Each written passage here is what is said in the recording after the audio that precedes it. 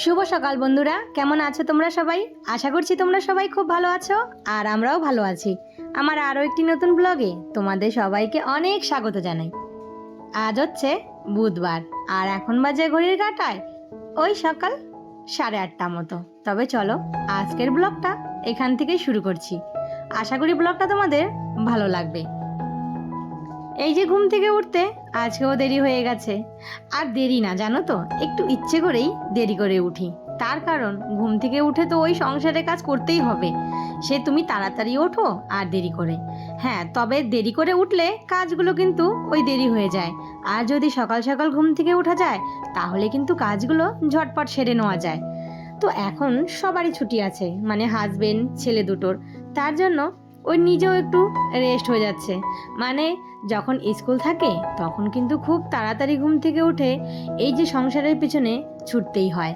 তার জন্য ভাবলাম যে এই কয়েকটা দিন, তারপর তো সেই আবার আগের মতো রুটিন শুরু হয়ে যাবে। এইদিকে আমি চান করে কিন্তু চলে এসেছি ছাদে, জামা কাপড় মেলে দিয়েছি। আর দেখো কি রোদ উঠেছে, আজকেও মনে হচ্ছে সেই ভীষণ গরম পড়বে। তারপর কয়েকটা ফুল ফুটেছে। আর জানো তো, সেই 5 দিন পরে পুজো দিচ্ছি ঠাকুর ঘরে এসে। কালকে জানো তো পুজো দেওয়া হয়নি, তার কারণ শাশুড়ি মায়ের শরীর ভালো না, আর এইদিকে আমিও দিতে পারিনি। তো এইদিকে দেখো একদিন পুজো দিই নেই ঠাকুর ঘরে, এই যে ফুলগুলো শুকিয়ে কেমন হয়ে আছে। আর ঘরটাও তো মানে নোংরা হয়ে আছে। তো এই যে সব বাসনগুলো বাইরে বের করে নিয়ে আসলাম, আর ওইদিকে কিন্তু ঠাকুর ঘরটা মুছে নিয়েছি ভালো করে। তো এই যে এখন বসেছি, এখন সমস্ত বাসনগুলো ভালো করে মেজে তারপর এই যে কয়েকটা ফুল তুলবো। আর শাশুড়ি মা শরীর ভালো না হলে আমাকে ওই যেই কয়েকটা ফুল গাছে আছে সেই কয়েকটা দিয়ে কিন্তু পুজো দিতে হবে।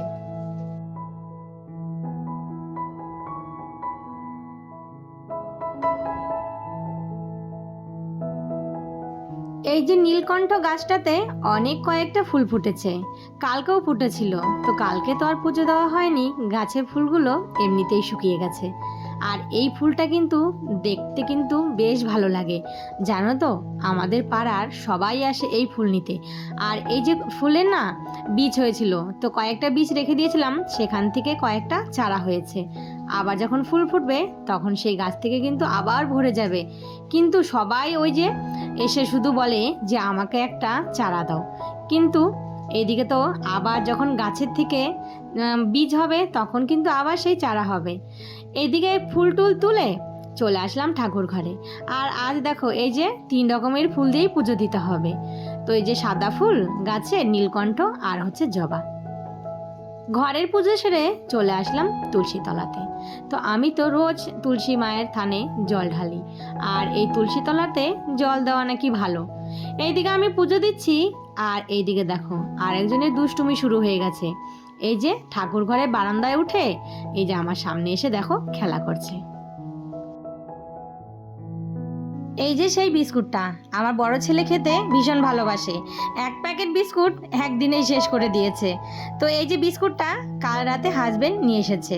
আর এই বিগ বস এই বিস্কুটটাও খেতে কিন্তু বেশ ভালো, নোনতা নোনতা। আর একটু চায়ের সঙ্গে, মানে হালকা মিষ্টি চায়ের সঙ্গে কিন্তু আমার আবার নোনতা বিস্কুট, ওই যে নিমকি, এগুলো খেতে কিন্তু বেশ ভালো লাগে। চায়ের সঙ্গে মিষ্টি বিস্কুট একদমই পছন্দ না। তো এই যে এই বিস্কুটটা, এটা আমি এখন কৌটোতে রেখে দিলাম। আর ওই বিস্কুটটা খুলবো না, এটা যখন শেষ হবে তখন খুলবো, একবারে আর সবগুলো তো খাওয়া চলবে না। যাই হোক, এইদিকে না সকাল সকাল তোমাদেরকে আজকে কলা দেখাচ্ছি।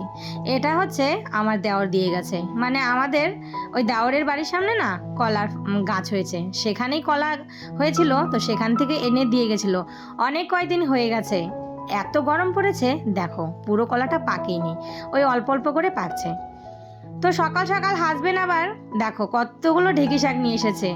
আর আমরা কিন্তু এই শাকটাকে ঢেঁকি শাক বলি, তোমরা কি নামে মানে কি নামে চেনো আর কে কে খেতে ভালোবাসো অবশ্যই কিন্তু কমেন্ট করে জানিও। আমার তো বেশ ভালো লাগে খেতে। তো এই যে একটু পেঁয়াজ কিংবা রসুন দিয়ে ভাজা করলে না দারুণ লাগে।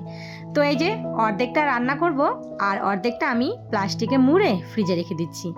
আর এই যে শাক জাতীয় জিনিস যদি প্লাস্টিকে মুড়ে ফ্রিজে রেখে দেওয়া হয় না, 1-2 দিন কিন্তু একদম তরতাজাই থাকে।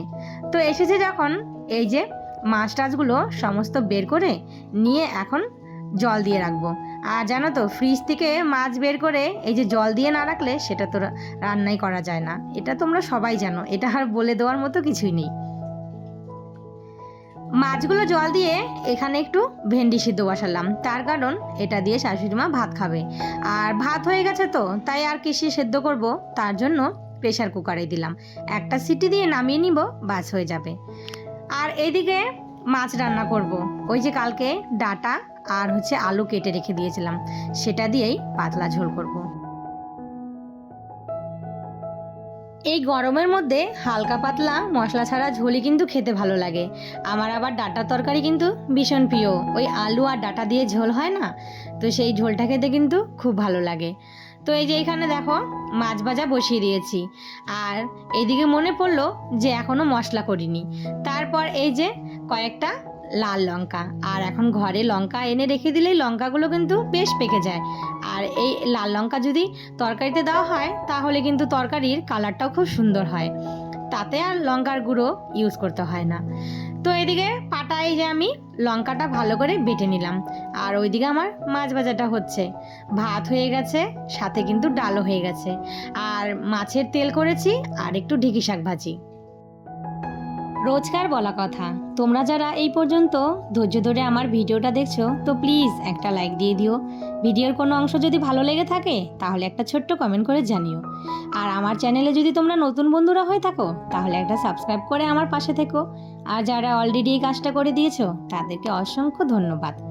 আর তোমাদের এই মিষ্টি মিষ্টি কমেন্টগুলো পড়তে কিন্তু আমার বেশ ভালো লাগে। তোমরা কিন্তু এইভাবেই আমাকে ভালোবাসা দিও আর আমার পাশে থেকো। মা না হলে বুঝতেই পারতাম না, মায়েরা বুঝি এমনটাই হয়। তো এই যে দেখো আমার মা বাড়ির থেকে আবারও কতগুলো আম, তারপর কতগুলো মাছ পাঠিয়ে দিয়েছে। এই আমগুলো কিন্তু আমাদের গাছের, আর কয়েকটা না বেশ পেকেও গেছে। আর এই যে সাথে দেখো কত বড় মাছ পাঠিয়েছে। এই মাছটা কিন্তু আমাদের বাড়ির পুকুরের। আমাদের বাড়িতে কিন্তু বিশাল বড় পুকুর আছে। আমি যখন বাড়ি যাব নিশ্চয়ই তোমাদের সঙ্গে শেয়ার করব। আর সেই পুকুর থেকে মা জাল ফেলে মাছ ধরেছে। তো এই যে দেখো কতগুলো মাছ পাঠিয়ে দিয়েছে। ভেবেছে যে তার মেয়ে আছে, জামাই আছে, দুটো নাতি আছে, তাদের জন্য পাঠিয়ে দিই। আর এই যে মায়ের ভালোবাসা, এটা কিন্তু কোথাও পাওয়া যাবে না, কোনো পয়সা দিয়েও না। এক মা হয়েই মায়ের কষ্টটা কিন্তু আমরা বুঝতে পারি। তো মায়ের ভালোবাসাটা আরেক মাই জানে, কিন্তু মা তার সন্তানদের জন্য কি না করতে পারে। তো চলো বন্ধুরা, আজকের ভিডিওটা তাহলে এখানেই শেষ করি। সবাই ভালো থেকো, সুস্থ থেকো, আর ভিডিওটা কেমন হয়েছে অবশ্যই কমেন্ট করে জানিও। আবারও দেখা হবে।